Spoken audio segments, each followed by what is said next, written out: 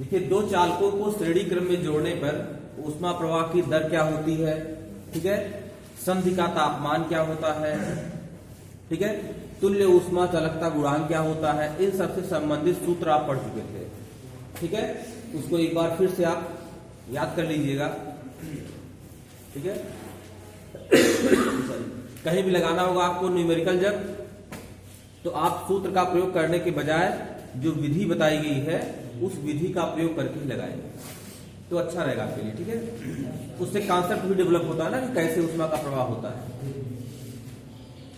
आपने ये भी देखा था कि जिस प्रकार से प्रतिरोध जो होता है, जिसको हम कहते हैं वैद्युत प्रतिरोध, वह श्रेणी क्रम नियम का पालन करता है, R = R1 + R2 + R3, और समांतर क्रम में होता है 1/R = 1/R1 + 1/R2 + 1/R3।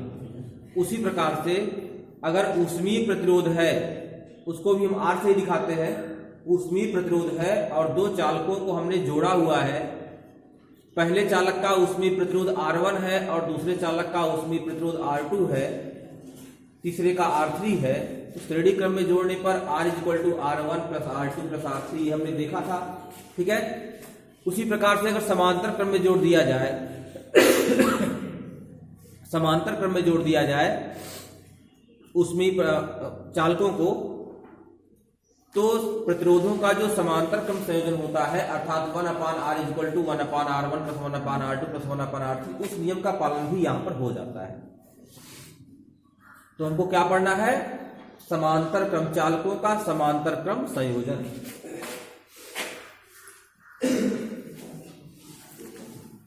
चालकों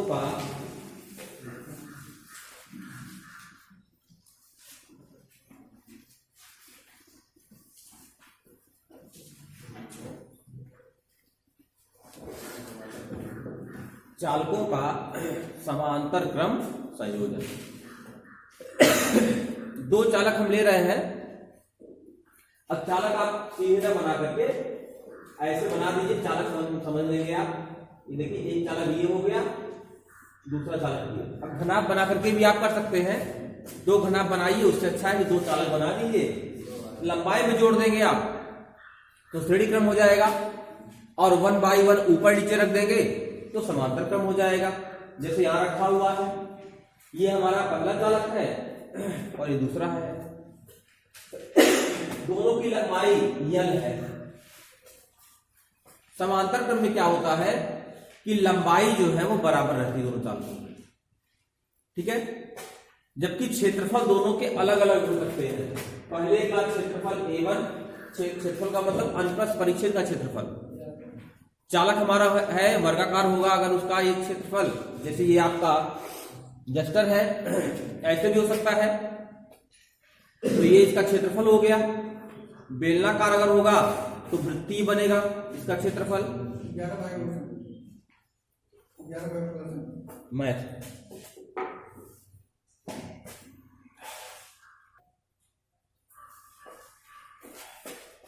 तो इसके क्षेत्रफल जो है वह A1 और A2 है, ठीक है। पहले सिरे का क्षेत्रफल A1 हो गया, दूसरे का A2 हो गया, लंबाई L है ही है, ऊष्मा चालकता गुणांक K1 और K2 है, ठीक है।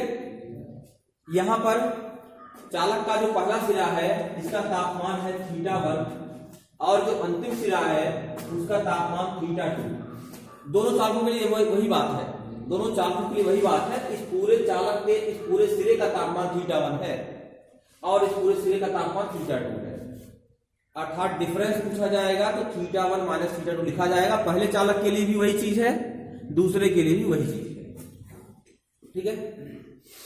चलिए, अब यहां पर अगर हम ऊष्मा प्रवाह, अच्छा यहां पर ध्यान देना आपको है कि ऊष्मा प्रवाह की दर दोनों चालकों में अलग अलग होगी। ऊष्मा प्रवाह की दर दोनों चालकों में अलग अलग होगी। पहले क्या था, श्रेणी क्रम था। श्रेणी क्रम में क्या होता है कि ऊष्मा एक ही वस्तु को यानी एक ही सिरे को दी जाएगी, वही ऊष्मा पहले से निकलकर दूसरे में, दूसरे से तीसरे में और ऐसे आगे भी बढ़ती है। ऊष्मा आप देते जाएंगे, कुछ देर बाद जो है अस्थायी अवस्था आ जाएगी। अस्थायी अवस्था में हर सिरे का तापमान अलग अलग हो जाता है, लेकिन फिक्स हो जाता है। अब ऊष्मा की मात्रा देते जाएंगे आप तो वह ऊष्मा को ग्रहण नहीं करेगा बल्कि आगे बढ़ाता चला जाएगा, तो ऊष्मा प्रवाह की दर पूरे पदार्थ में एक समान हो जाती है श्रेणी क्रम में। लेकिन यहां पर क्या है, अगर अलग अलग चालकों की बात करेंगे तो पहले चालक में ऊष्मा प्रवाह की दर अलग रहेगी, क्योंकि इसके वृत्तीय सिरे का क्षेत्रफल अलग है। ज्यादा क्षेत्रफल रहेगा ज्यादा ऊष्मा ग्रहण कर लेगा, ये पतला रहेगा कम क्षेत्रफल का कम ऊष्मा ग्रहण कर पाएगा। तो आप दोनों को एक में नहीं ढाल सकते, दोनों के क्षेत्रफल अलग अलग है, इसलिए दोनों के ऊष्मा ग्रहण करने की क्षमता भी अलग अलग हो जाएगी। अगर तुल्य पूछा जाए, बताइए संपूर्ण ऊष्मा चालक माफ कीजिएगा संपूर्ण ऊष्मा प्रवाह की दर कितनी होगी, तो हम क्या करेंगे, अलग अलग चालकों में ऊष्मा प्रवाह की दर क्रमशः H1 और H2 निकाल करके दोनों को ऐड कर देंगे जब, तो H इक्वल टू हो जाएगा H1 प्लस H2, यही तुल्य ऊष्मा प्रवाह की दर हो जाएगी। ठीक है, तो पहले हम H1 निकालेंगे, फिर H2 निकालेंगे, फिर दोनों को ऐड करेंगे, H आ जाएगा। ठीक है, आप जानते हैं ऊष्मा प्रवाह की दर का सूत्र होता है H इक्वल टू, एक सामान्य सा फार्मूला होता है Ka θ1 माइनस θ2 अपॉन L। ये ऊष्मा प्रवाह की दर का सामान्य सा फार्मूला होता है, हर चालक के लिए है। यहां पर अगर हम बात करें पहले वाले चालक के लिए, तो H की जगह हो जाएगा H1, K की जगह हो जाएगा K1, A की जगह हो जाएगा A1, ये तापांतर है θ1 माइनस θ2, ये हो जाएगा डिवाइड बाई L हो जाएगा, डिवाइड बाई L। ठीक है, लंबाई में L1 है नहीं, लंबाई दोनों की सेम है। H2 की बात करें, अगर H2 निकाल लें हम, तो H2 इक्वल टू हो जाएगा K2 A2 into θ1 minus θ2 divide by L, ये आपका हो जाएगा A2, H2 हो जाएगा। अब अगर हम इसको जोड़ देंगे तो हमको पूरे पदार्थ में ऊष्मा प्रवाह की दर मिल जाएगी, H equal to H1 plus H2 हो जाएगा, H equal to H1 plus H2। H1 की वैल्यू आप देख रहे हैं, H2 की वैल्यू देख रहे हैं, दोनों में कॉमन क्या है, थीटा, L भी कॉमन है, L को हमारा भी ले रहे हैं हम, θ1 माइनस θ2 कॉमन ले रहे हैं, ये हो जाएगा हमारा θ1 माइनस θ2, ये कॉमन हो गया। अंदर बच जाएगा, यहां पे बचेगा K1 A1 अपान L प्लस K2 A2 अपान L। इस तरह हम कर देंगे इसको।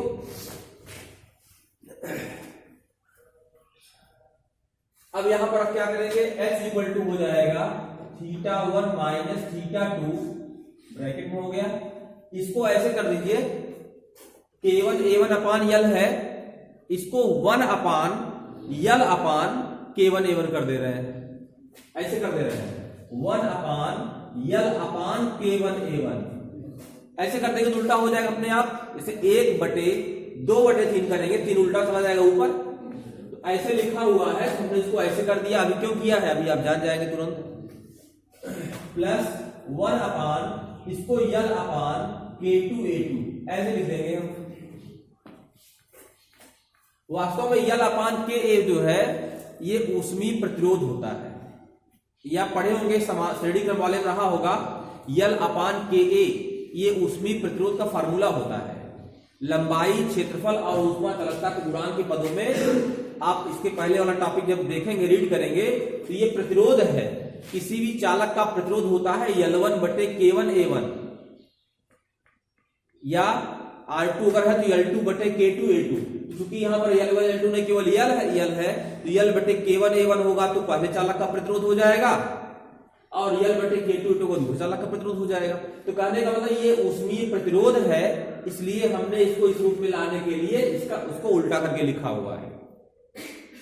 अगर आप श्रेणी क्रम वाले टॉपिक को ध्यान देंगे तो उसमें आपको मिलेगा कि प्रतिरोध की जगह पर इसका प्रयोग, इसकी जगह पर प्रतिरोध का प्रयोग हुआ है। ये प्रतिरोध का ही रूप है। ऊष्मीय प्रतिरोध आपको पता है क्या होता है, ऊष्मीय प्रतिरोध का मतलब होता है θ1 माइनस θ2 अपान H। ठीक है, मतलब चालक के दोनों सिरों का तापांतर बटे ऊष्मा प्रवाह की दर ही ऊष्मीय प्रतिरोध कहलाती है। तो उसमें ऊष्मीय प्रतिरोध की जगह पर यल बटे के ए मिला। यहां से आप देख सकते हैं, ध्यान दीजिए, ये सूत्र होता है ऊष्मा प्रवाह दर का, ये आप जान रहे हैं। अगर थीटा वन थीटा टू ये तापांतर हो गया, अपान एच कर दें तो यह चला जाएगा ऊपर, के ए आ जाएगा नीचे। तो theta one minus theta to बटे एच को अगर हम प्रतिरोध ऊष्मीय प्रतिरोध कह रहे हैं, इसका मतलब यल बटे के ए को भी प्रतिरोध करना पड़ेगा। तो यल बटे के ए क्या है? ये ऊष्मीय प्रतिरोध है, ये है पहले चालक के लिए और ये है दूसरे चालक के लिए। तो हम क्या करेंगे, H is equal to theta one minus theta two into one upon, इसको हम लिख देंगे R1 पहले चालक के लिए। ऊष्मीय प्रतिरोध को अगर R1 मानते हैं तो लिख देंगे R1 प्लस इसको लिख देंगे 1 अपान R2, ऐसे कर देंगे। या अब इसको यहां रोक दीजिए, एक मिनट के लिए इसको रोकिए, समीकरण नंबर रोकिए, या डिवाइड करके कर सकते हैं। ध्यान दीजिए, अगर इस पूरे चालक को, यदि इस पूरे चालक को एक मान लिया जाए, मतलब एक ही चालक है ये, ऐसा मान लिया जाए, ये पूरा जो चालक हमारा है इसको एक ही चालक मान लिया जाए, ठीक है। तो लंबाई क्या रहेगी? लंबाई ए ही रहेगी, लंबाई में कोई परिवर्तन तो आएगा नहीं, लंबाई जो है वही रहेगी। पहले यहां पर आपको ये नियम सिद्ध करते हैं, फिर इस पे आते हैं हम आपको, ठीक है। पहले ये नियम बता दें आपको, जो 1 upon R equal to R 1 upon R one plus 1 upon R two का नियम है वो बता दें, फिर इस पे आते हैं। चलिए इसको जरा नीचे कर दीजिए एक मिनट के लिए। एच अपान हो जाएगा theta one minus theta two is equal to 1 upon R one plus 1 upon R two, ये समझ गए आप।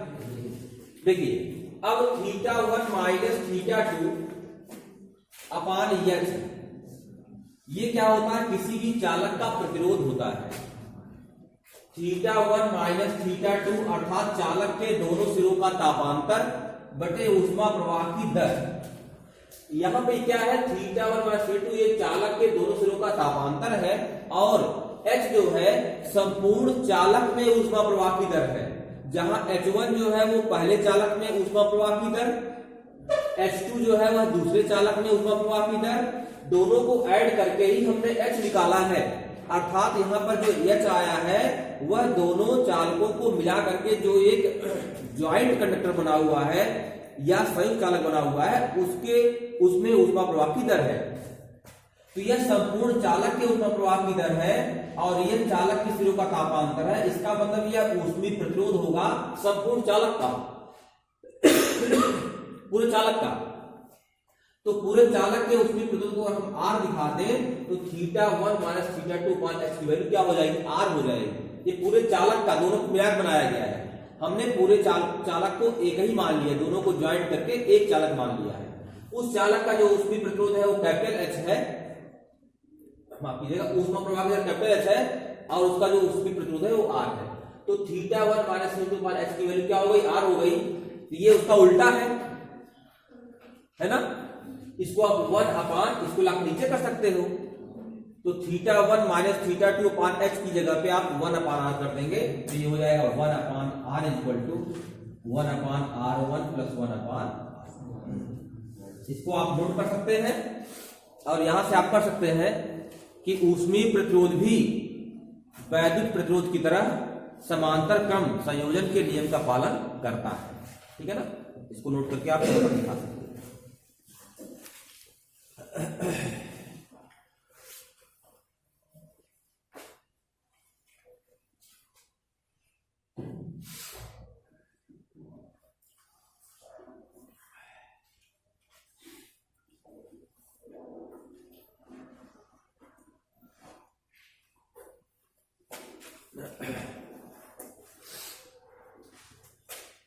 चलिए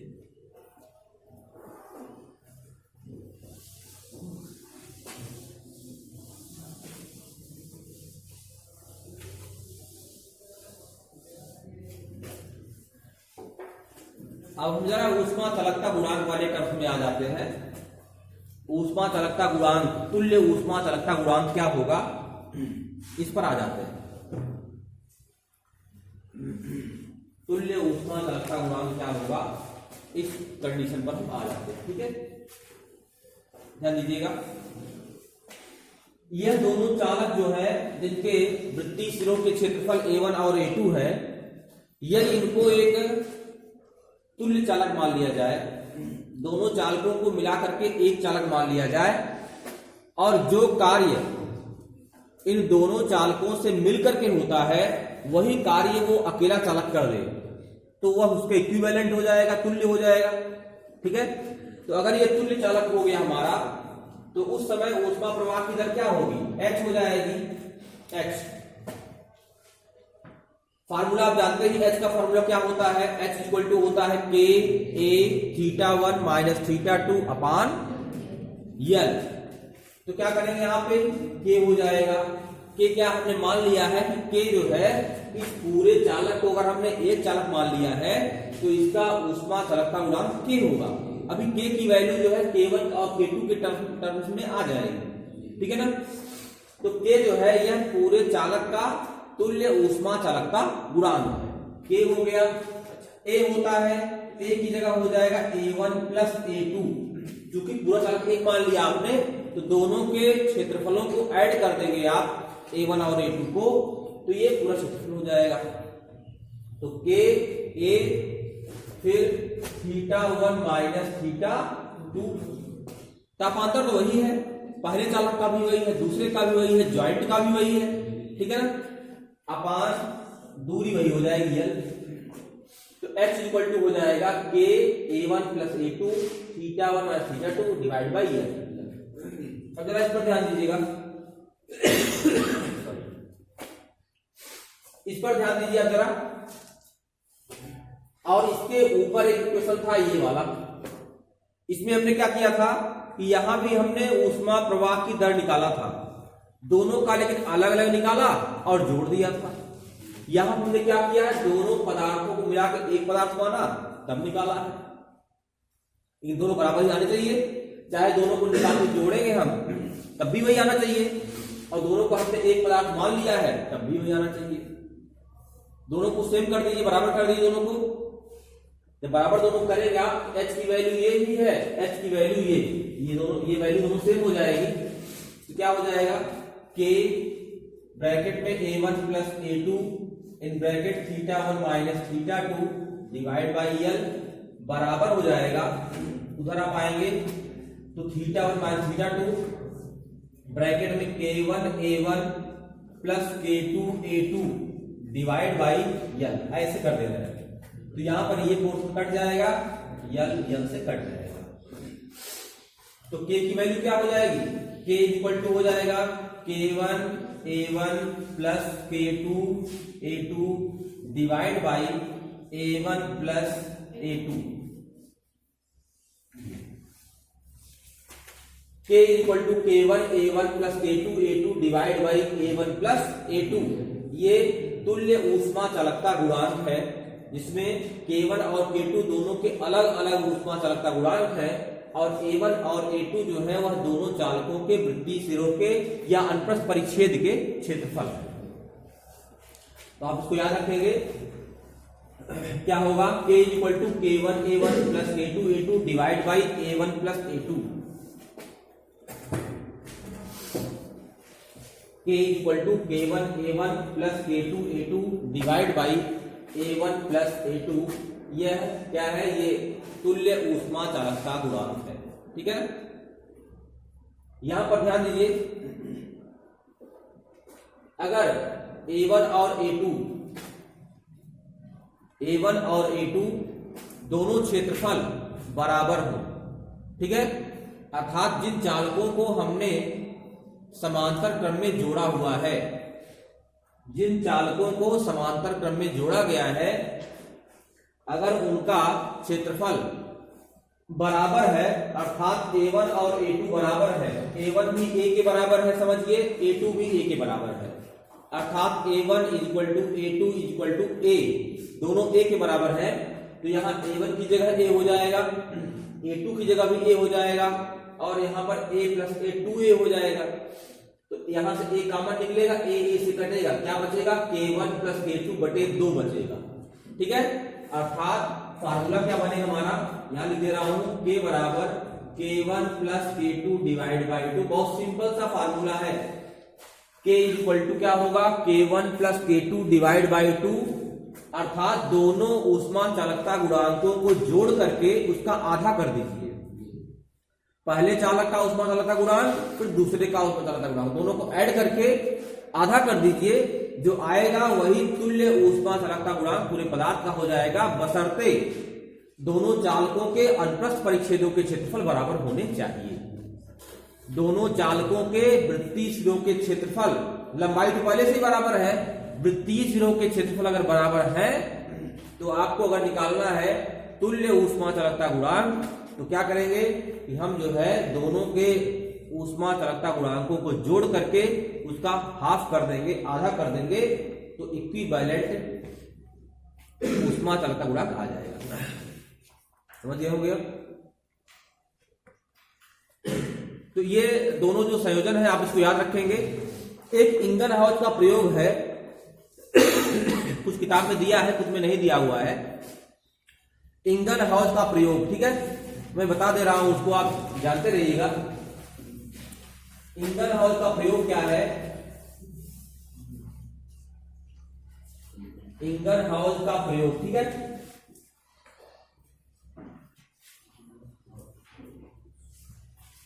मैं ऐसे बता दे रहा हूं, उसको समझे रहिए क्या चीज है ये। इसको नोट्स में भी लिख लीजिएगा, कुछ किताब में नहीं दिया हुआ है, लेकिन आप जानते रहेंगे तो कभी काम आएगा। इंगनहाउस का जो प्रयोग है वह एक से अधिक, ठीक है, एक से अधिक धातुओं की सुचालक या उनकी चालकता का सापेक्ष अध्ययन करने के काम में आता है। मतलब ये जैसे आपको एक से ज्यादा धातुएं दी जाएं, तांबा है, चांदी है, निकिल है ना, या जो है लोहे का है, शीशे का है, लकड़ी की ढाल है का है, ठीक है, तो कई धातुएं हो, ठीक है, कई धातुओं की छड़ हो, और कहा जाए बताइए अब लोहा भी सुचालक है, चांदी भी सुचालक है, ठीक है, एल्यूमिनियम भी सुचालक है, जस्ता भी सुचालक है, तो कौन सा ज्यादा सुचालक है या कौन सा कम सुचालक है? तो अगर एक से अधिक धातुएं आपके पास हो तो उनके सुचालकता का जो सापेक्ष अध्ययन होता है, रिलेटिव रूप में कौन ज्यादा सुचालक है और कौन कम सुचालक है, इसका अध्ययन करने के लिए इंगनहाउस का प्रयोग काम में लाया जाता है।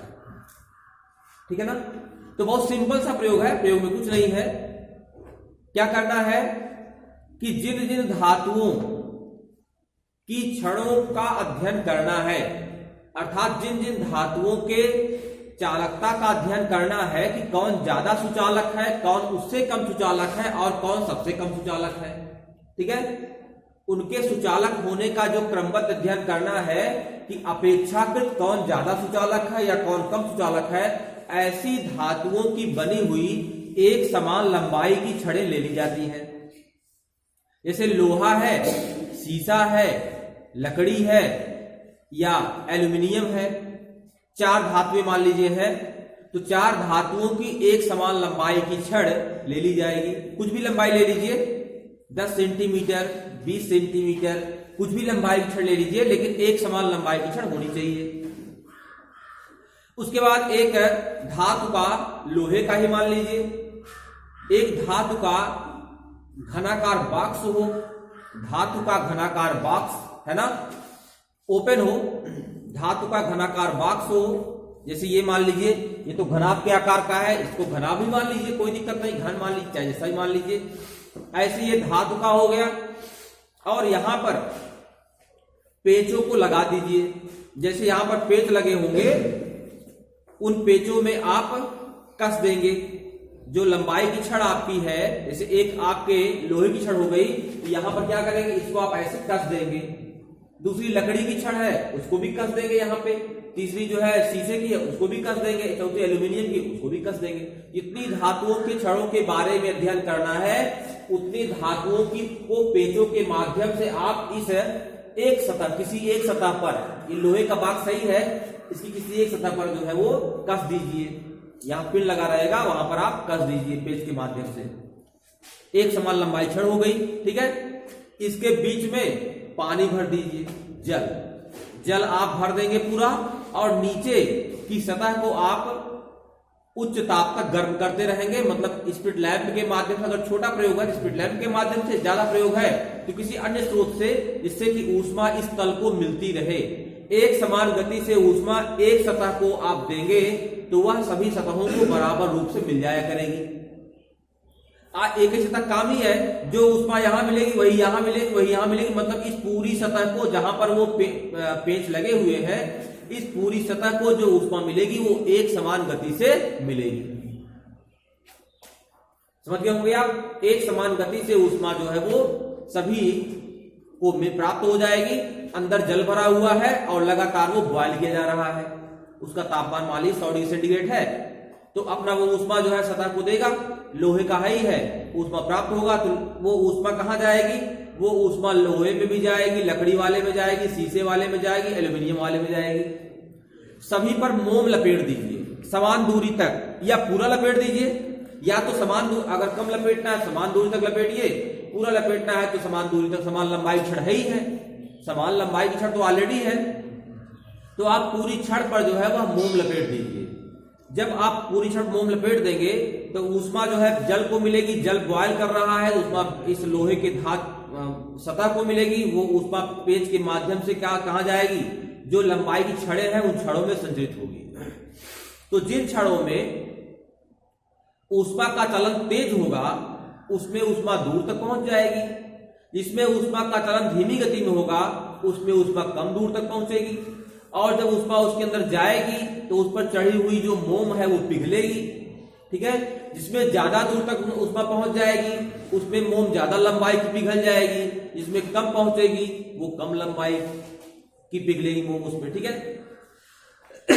तो आप देखेंगे कि अलग अलग धातुएं अगर है तो उसमें जो पिघली हुई मोम है उसकी लंबाई, पिघली हुई मोम की लंबाई जो है वो किसी में कम है तो किसी में ज्यादा। जिसमें मोम ज्यादा पिघली हुई है इसका मतलब ऊष्मा प्रवाह का दर वहां पर ज्यादा दूर तक हुआ है, अर्थात वह ज्यादा सुचालक है। उससे कम जिसमें पिघली हुई है वह उसकी अपेक्षा कम सुचालक है। उससे कम जो पिघली हुई है वह उससे भी ज्यादा कम सुचालक है, और जो सबसे कम पिघली हुई है वह अपेक्षाकृत बहुत कम सुचालक है, या कुचालक भी कर सकते हैं उसको आप, ठीक है। तो उनके जो धातुओं की छड़ें हैं उनके जो ऊष्मा चालकता गुणांक होते हैं, अर्थात K1 अनुपाते K2 अनुपाते K3 अनुपाते K4, या ऐसे आगे भी है तो आगे भी 4 लिया 4 ही, आगे भी है तो आगे भी। तो जो धातुएं हैं उनके ऊष्मा चालकता गुणांकों का जो अनुपात होता है वह उन छड़ों पर चढ़ी हुई मोम की पिघली हुई लंबाइयों, चढ़ी हुई मोम से मतलब नहीं है जो लंबाई पिघली है, चढ़ी हुई मोम की पिघली हुई लंबाइयों के वर्ग के अनुक्रमानुपाती होती है। वर्ग के अनुक्रमानुपाती, L1 स्क्वायर अनुपाते L2 स्क्वायर अनुपाते L3 स्क्वायर अनुपाते L4 स्क्वायर। इसका मतलब ये हुआ कि दूसरी वाली छड़ में अगर पहली वाली छड़ से ज्यादा मोम पिघली है दुगनी लंबाई, अगर दुगनी लंबाई की मोम पिघली है इसमें दूसरी छड़ में, तो ऊष्मा चालकता गुणांक क्या होगा? 1:4 होगा। L1 स्क्वायर अनुपाते L2 स्क्वायर के अनुपात में K1 अनुपाते K2 होगा। अर्थात लंबाई में अगर दुगनी मोम पिघली हुई है तो ऊष्मा चालकता गुणांक 4 गुना हो जाएगा, तिगुनी पिघली हुई है 27 गुना हो जाएगा, ठीक है। तो ऊष्मा चालकता गुणांकों का जो अनुपात होता है वह उन पर चढ़ी हुई मोम की पिघली हुई लंबाइयों के वर्ग के अनुक्रमानुपाती होता है, ठीक है ना। इसको आप पढ़ लेंगे अच्छे से। और अब चालन तो हो गया, अब संवहन क्या होता है और संवहन की क्या क्या उपयोग है इसकी चर्चा हम आगे करेंगे।